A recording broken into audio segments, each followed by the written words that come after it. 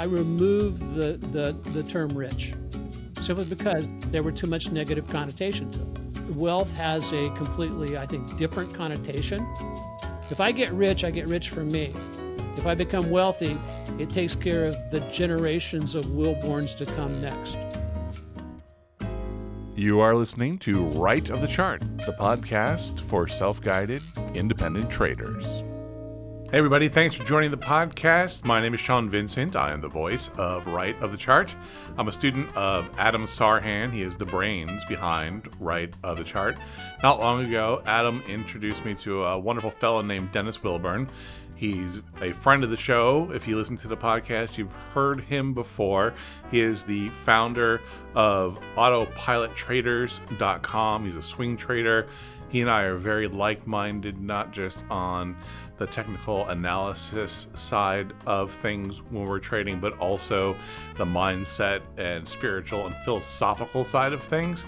And Dennis, last time I talked to him, was telling me about how he was grown up with modest means, and his parents encouraged him to be successful, but they said, don't be like those rich people over there.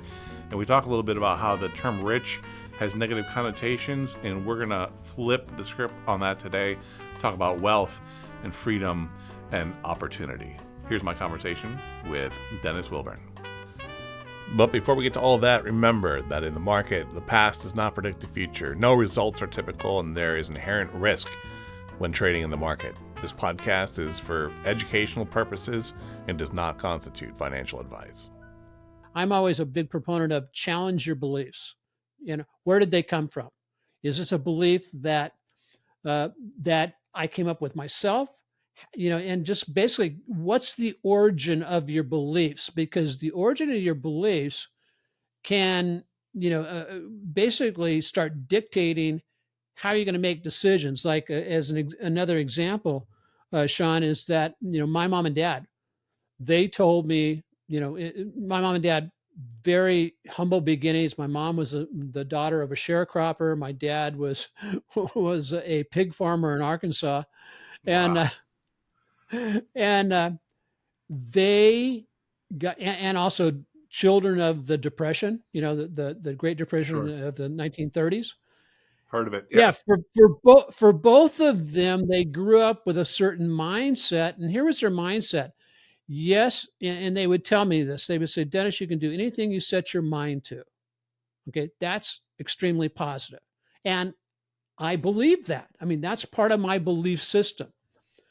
At the same time, though, on the flip side of that, they tell me, but don't become too successful because you don't want to be like those rich people.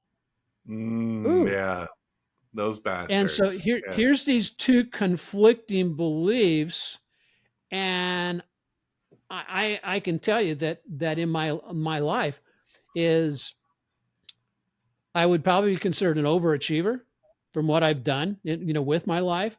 But at the same time, sometimes the nagging belief that's behind the scene is, well, you really don't deserve this because mom and dad said, don't be like those rich people, and don't, and I'm by no means rich or anything like that. But the same thing about it is that belief has held us back. Has held us back from possibly achieving more than what has already been achieved.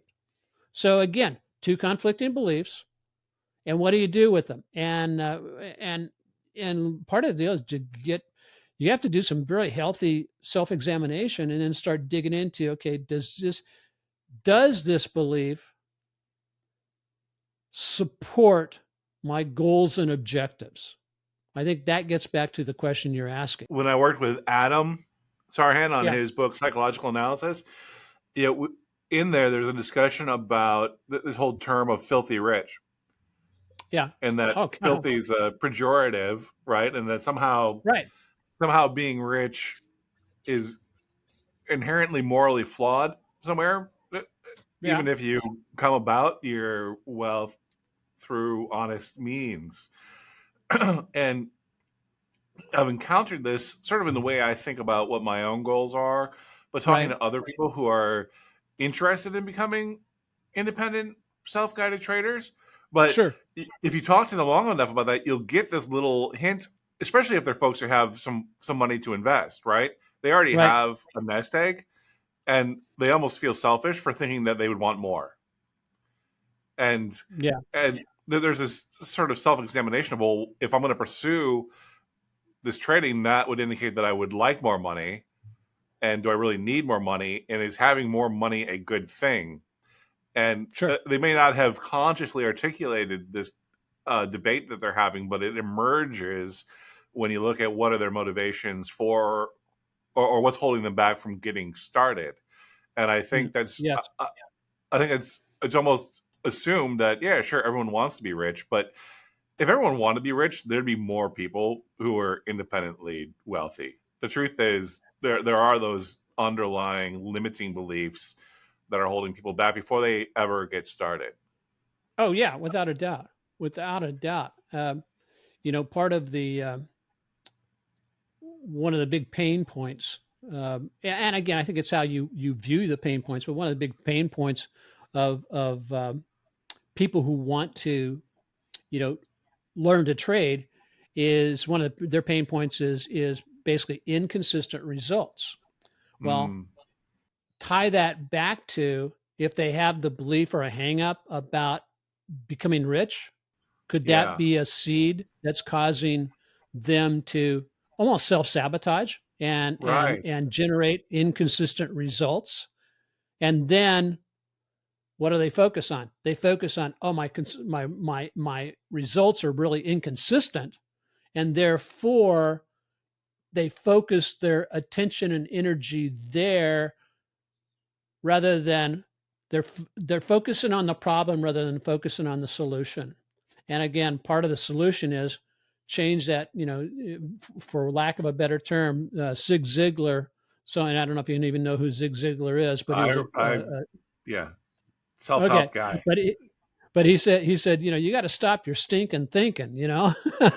Okay, yeah. and and so that's one of the things that just you have to do. And part of the as I dig deeper into what I'm studying right now, and it is in the mindset area, but and because I'm looking at developing something along the line of guided imagery of how do to help people dig themselves out of the hole of the way they think. And part of Hmm. that is by replacing the negative imagery and replacing it with and that it's not just you know it's not just faking it, but it's replacing the what's failing with what won't fail, and then focusing there, and also making sure that what you're focusing on are the things you can control. Because as you said, people say, well, I want to be rich. Well, you know what's their real thoughts and feelings about the rich? I know Hmm. for me, like you said, also that filthy rich type of mentality. If we Yeah, look at people who we think are better off than we are, and we think, well, of course they must have got it either through some illegal means, or we've put them in a bad sure. light in our own imagination because of what we believe.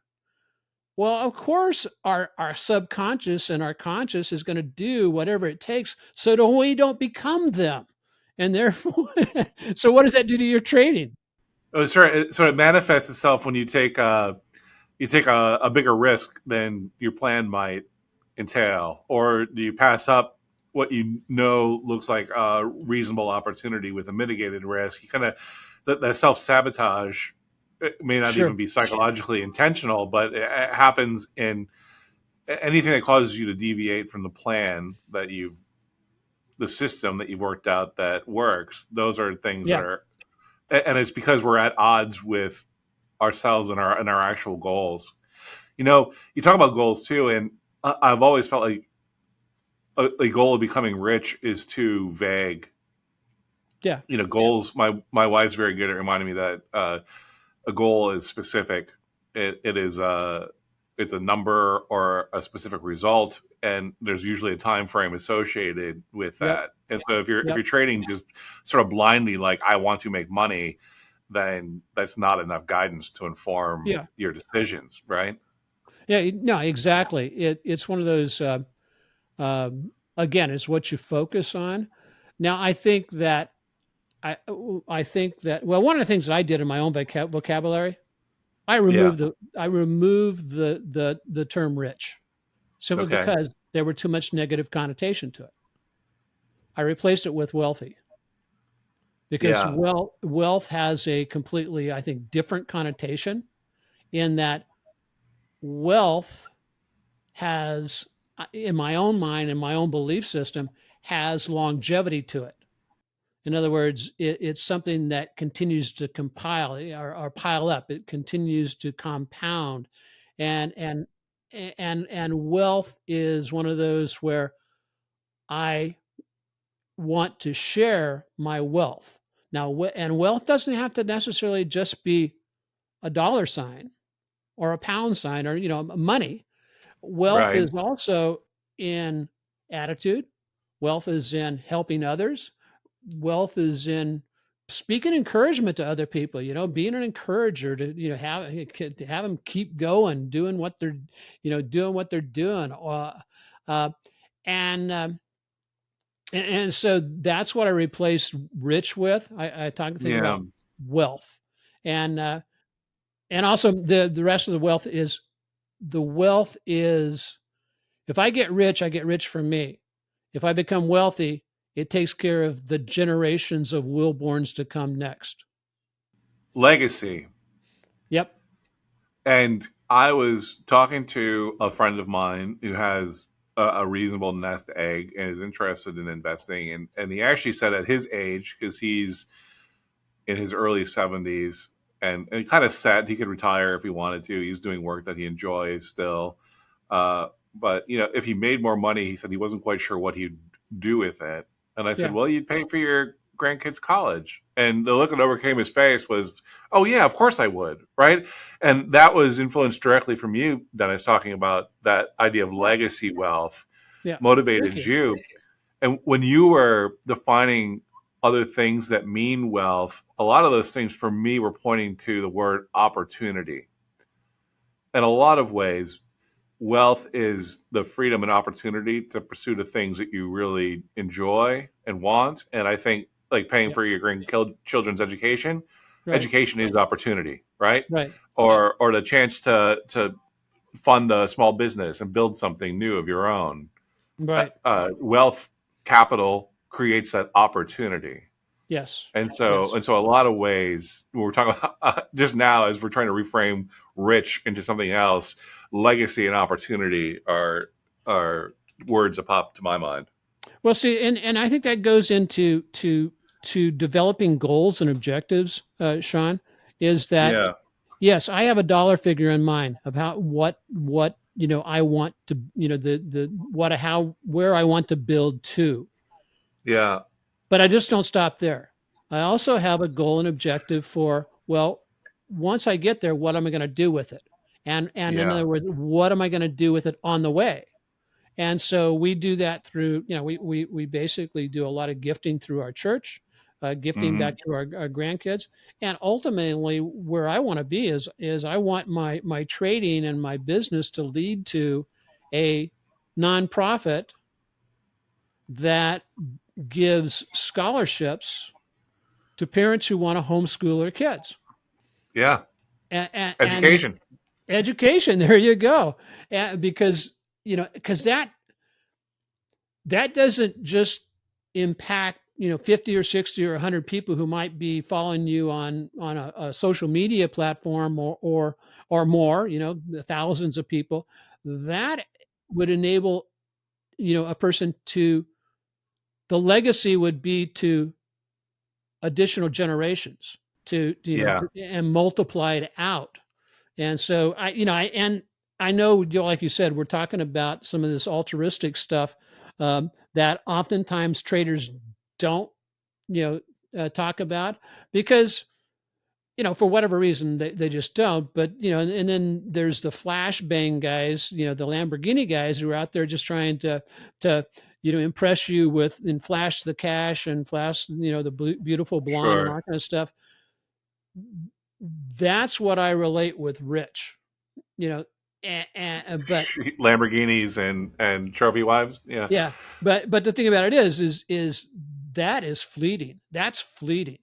Wealth, on the other hand, is not fleeting. Wealth is building the foundation on the rock and then basically having it set up because Mm, we can set it up where that wealth that we develop and that we build, through God's help, will basically go to the next generation, the next generation, the next generation. And we can caveat that in how we give it away in that, yeah. here, grandkids, yeah, you're going to get this, but here's what you need to do to get this. And part Mm, of that is to be coaching, teaching. I think since we talked last, one of the most exciting things that I've done in a long time is I took my grandkids down to Charles Schwab and we invested in their funds, in their brokerage accounts and yeah. let them pick out their own stock and do all that kind of stuff. And so that was really, you know, uh, it's like passing on a piece. Now, are they technical analysts who can basically go out and figure out exactly how stock market works right now? No, but it planted the seed. Is this investing is still one of the best ways to develop family wealth over the long term. All right, everybody, that's the podcast for today. Appreciate you listening through to the end. Next week, we're going to have more of my conversation with Dennis. In the meantime, it's the day before my birthday, and I'm looking forward to smoking some ribs for my family tomorrow. We'll be back next week with more. Until then, as always, keep your losses small and let your winners fly. You got to stop your stinking thinking.